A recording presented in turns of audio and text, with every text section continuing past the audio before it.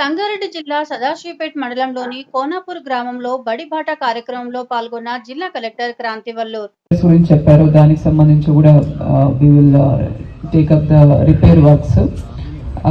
So మీ తరపు నుంచి తప్పకుండా గ్రామస్తులు అందరూ ఉన్నారు, పిల్లల్ని తప్పకుండా ప్రభుత్వ పాఠశాలకు పంపించాలి.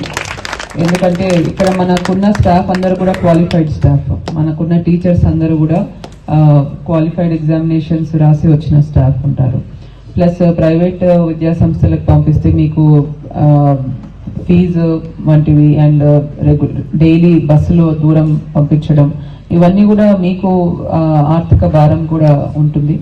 అండ్ ఇక్కడ మనకు ఇంకా క్వాలిఫైడ్ టీచర్స్ ఉన్నారు. ప్లస్ స్కూల్స్ కి కావాల్సిన రిపేర్స్ అన్ని కూడా ఈసారి మనం ఎమర్జెన్సీ రిపేర్స్ అన్ని కూడా చేయించాము, ఎలక్ట్రిఫికేషన్ చేయించాము, ఫ్యాన్స్ లైట్స్ ఏర్పాటు చేసినాము, అలానే టాయిలెట్ రిపేర్స్ చేయించినాము.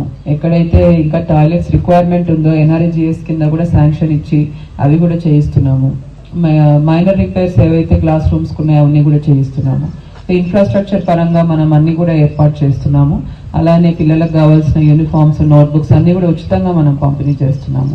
మనకు మిడ్ డే మీల్ స్కీమ్స్ కూడా ఇక్కడ ఉంది.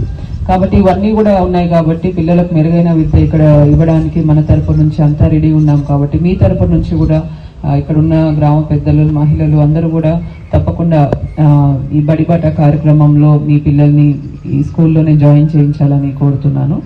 అలానే ఇక్కడ ఉన్న ఉపాధ్యాయులందరూ కూడా అందరికీ కూడా మీరు కొన్ని హౌసెస్ డిస్ట్రిబ్యూట్ చేసి ఇంటింటికి తిరిగి కూడా ఎవరైతే ఎస్పెషల్లీ ప్రైవేట్ స్కూల్స్కి వెళ్తున్నారో వాళ్ళకి మోటివేట్ చేయాల్సి ఉంటుంది.